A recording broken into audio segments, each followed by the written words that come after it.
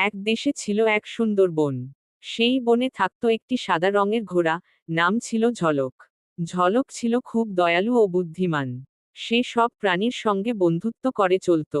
একদিন বন থেকে দূরে এক পাহাড়ের ধারে ঝলক হাঁটছিল। হঠাৎ সে শুনল একটি মিষ্টি সুরে কেউ কাঁদছে। কাছে গিয়ে দেখে, একটি ছোট পরী গাছের ডালে আটকে গেছে। তার পাখা ছিঁড়ে গেছে, সে উড়তে পারছে না। ঝলক মায় পড়ে গেল। সে বলল, তুমি ভয় পেও না, আমি তোমাকে সাহায্য করব। ঝলক সাবধানে পরীকে গাছ থেকে নামিয়ে নিজের পিঠে বসাল। তারপর সে তাকে বনের গভীর এক জাদুকরী ঝর্ণার কাছে নিয়ে গেল। সেই ঝর্ণার জলে জাদু শক্তি ছিল। ঝর্ণার জলে পরীর পাখা ধুয়ে দিলে পাখা আবার ঠিক হয়ে গেল। পরী আনন্দে ঝলকের গালে চুমু দিয়ে বলল, তুমি আমার জীবন বাঁচালে।